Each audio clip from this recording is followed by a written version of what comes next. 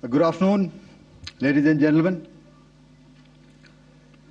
Yesterday, we had a detailed brief on the successful joint operations that were carried out to destroy the terror infrastructure in Pakistan-occupied Jammu and Kashmir, as well as in Pakistan itself.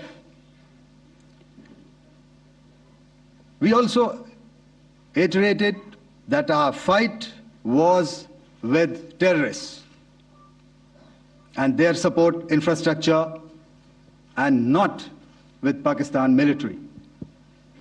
However, it is a pity that the Pakistan military chose to intervene and bat for the terrorist, which compelled us to respond in kind. दोस्तों, हमारी लड़ाई आतंकवाद और आतंकवादियों के खिलाफ थी। इसलिए 7 मई को हमने केवल आतंकवादी ठिकानों पर ही हमला किया था।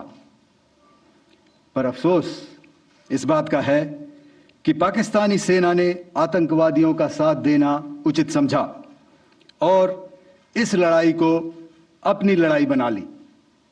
इस परिस्थिति में हमारी जवाबी कार्यवाही अत्यंत आवश्यक थी और इसमें उनका जो भी नुकसान हुआ वे खुद इसके लिए जिम्मेदार हैं। हमारी तरफ से हमारी एयर डिफेंस सिस्टम्स देश के लिए दीवार की तरह खड़ी थी और इसको भेदना दुश्मन के लिए नामुमकिन था। This brings me to the point, how have Indian forces managed to minimize the damage to both civilian and military infra in the country, in spite of the unrelenting efforts by the Pakistani forces? Most of you and the majority populace within the country have had a lot to say about the layered and integrated air defense systems put in place by the Indian Armed Forces, which includes the assets of the Indian Army, the Indian Navy, in addition to the primary air defense assets of the Indian Air Force.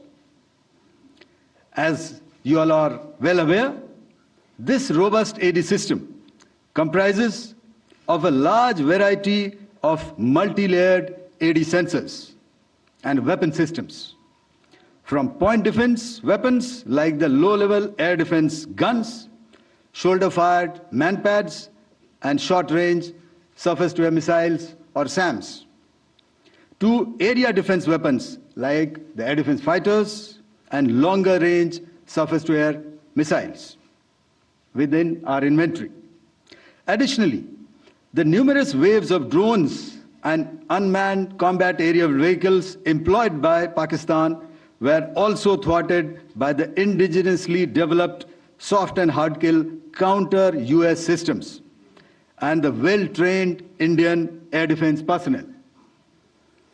All this was brought together as an efficient and effective AD environment by the Integrated Air Command and Control System, or the ISCCS of the Indian Air Force, which accords us the net-centric operational capability which is vital to modern days warfighting.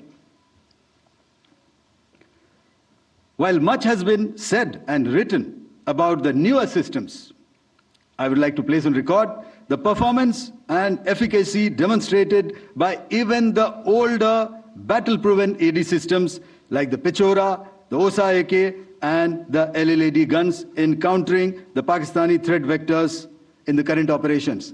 They were all modern generations, but these battle-proven systems stood the test of time and took them on head-on.